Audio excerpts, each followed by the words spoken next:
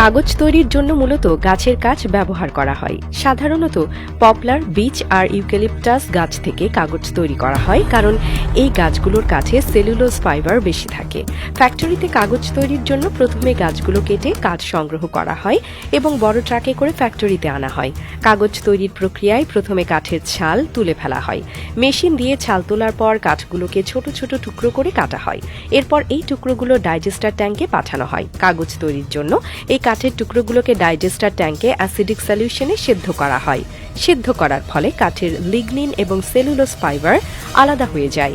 Lignin হলো কাঠকে শক্ত রাখার উপাদান, যা কাগজ তৈরিতে দরকার হয় না।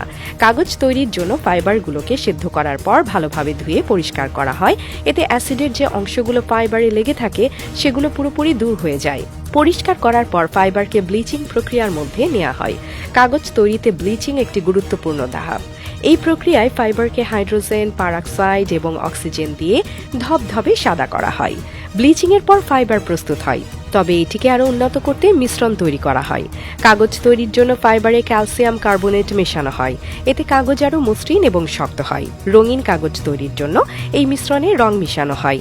এরপর এই মিশ্রণ পেস্ট আকারে তৈরি করা হয়। কাগজ তৈরির পরবর্তী ধাপে এই পেস্টটিকে পেপার মেকিং মেশিনে পাঠানো হয়। মেশিনের বড় বড় রোলারের ভেতর দিয়ে যাওয়ার সময় পেস্টের পানি আলাদা হয়ে যায় এবং পাতলা কাগজের স্তর তৈরি হয়।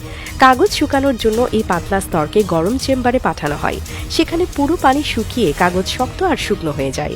এরপরেই কাগজ তৈরি পুরোপুরি সম্পন্ন হয়। কাগজ তৈরি হওয়ার পর ল্যাবে পরীক্ষা করা হয়। এই পরীক্ষায় কাগজের পুরুত্ব, গুণমান এবং মসৃণতা নিশ্চিত করা হয়। পরীক্ষার পর কাগজ বড় বড় রোল আকারে গুছিয়ে রাখা হয় বা শীট আকারে কাটা হয়। কাগজ শেষে প্যাক করা হয় এবং বিভিন্ন কোম্পানি বা বাজারে পাঠানো হয়। এইভাবেই গাছ থেকে শুরু করে আমাদের হাত পর্যন্ত পৌঁছায় কাগজ, যা আমরা প্রতিদিন নানা কাজে ব্যবহার করি।